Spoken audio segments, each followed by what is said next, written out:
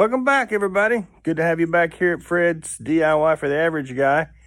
The motto goes around here, you got to work on something to work on something. And that's what we're going to do today. I've got this 80s model Kubota compact B7200 tractor here. I was moving some dirt with it and going along pretty well. Started to smell something, saw some smoke. And she got pretty hot, and I noticed on the back of the fan, which you might be able to see if I can get the camera in there, there was this black marring on the blades of the fan, and it appears that maybe down in there somewhere it's hitting a hose. I'm not sure. It's kind of the abyss down there. Can't really tell what's going on, but I'm thinking maybe a hose burst and got into the fan. But she really is bleeding out the water. So we're gonna tear into this. I bought a new water pump just in case. Might as well do that while we're in there, and just see if maybe that's just hopefully something as simple as a hose. So let's get started and see what we get into here.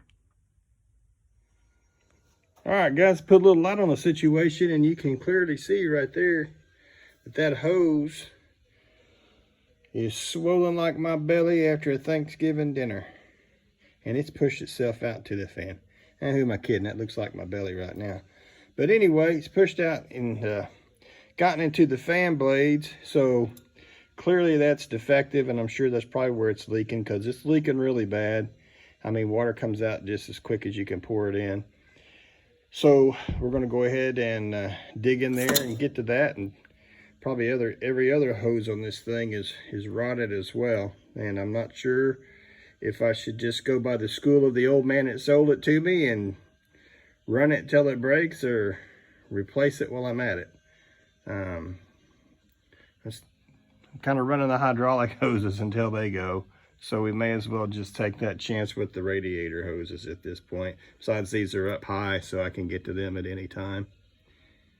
Okay, so we've taken the hood off by taking these two bolts here out of the from the hinge on each side.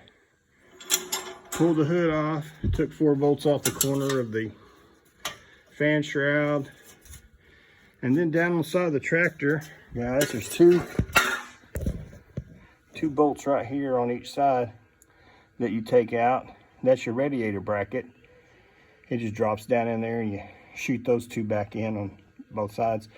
2 radiator hoses down here, a larger one and a smaller one right here that you take off at the bottom of the radiator. And the top hose came off with the radiator over here. And she pulls right out. And that gives you great access to where you need to be on the front of that fan. Well, there's the problem. There's a bolt missing there. Whole tractor's out of balance probably. But yeah, you can hear that scraping. That's probably just on the belt, but you can see where that's hitting the hose down there when the fan goes by. And a better shot of what it's doing to the back of the fan. But man, we're right there at that hose where we need to be. Pull that fan off and be right there at the radiator and that hose. It's a tight squeeze with all these hoses on this tractor. It's a little annoying. You know, some of these hoses are 4 inches long, and that doesn't give you much room to flex them and slide them over the necks of things. So we'll keep chipping away. Guys, you can see where that fan rubbed right through that hose. Now I see, you know, in hindsight, this hose hooks to a tube, short tube that connects to this hose. Now this lower hose I just replaced not too long ago. So I suspect that I'm wrestling around with this hose here. Maybe I changed the orientation there, that move that ever so slightly, but just enough to push that old hose out into the fan. It would be nice just to have one solid hose that runs through here, and then you could just tie that back with the clamp there. versus two shorter hoses that you have to wrestle with on a tube. But that's the verdict. It's just rubbed right through that. And we're gonna hit this water pump up. It's just 4 little bolts there and a hose to the thermostat. Get that off of there. So we got the old water pump off, and there was 5 studs there. Hold on, a bolt, actually kind of a hidden bolt down here at the bottom that I had to pull out that was really long, and comes right off. This thing is a little rough. I'm gonna go ahead and replace it. I mean, that could just be from the week that it sat after I overheated it and rusted up like that. Still turns pretty free, but you know, water pumps usually have a weep hole in them. So this thing's sitting up like this on the motor, under there would be a weep hole. And if you see water coming out of this hole, then you know, that's how you know your pump's bad. It's going, so it's time to replace it. It wasn't the case here, but I already have another pump, just in anticipation, and might as well do it while you're in here. So I'm gonna go ahead and replace the pump while we're at it. Probably gonna peel this thermostat open and see what it looks like, because the whole cooling system looks pretty dirty. And you know, this hose here decided for me what I was going to do with it, because it just cracked off in my hand when I tried to pull it off. The hoses are pretty rotten on it, so I'm going to go ahead and replace as many of those as I touch today, just to be done with that.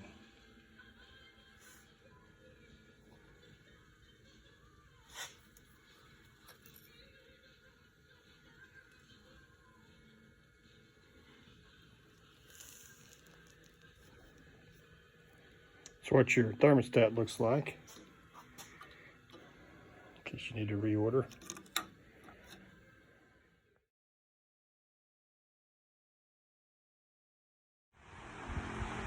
Hey guys, we're still at it with this Kubota here, and as you can see, I got the water pump on, waiting for a thermostat to come in. May just go ahead and slap it together with the old one, but I did find me a silicone hose. I'm not sure if you can see that up in there, off of Amazon. So I went with the silicone elbow. It was like $8, but it fits in there. You can trim it down really nice.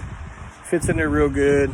Got the water pump's been baking all day with the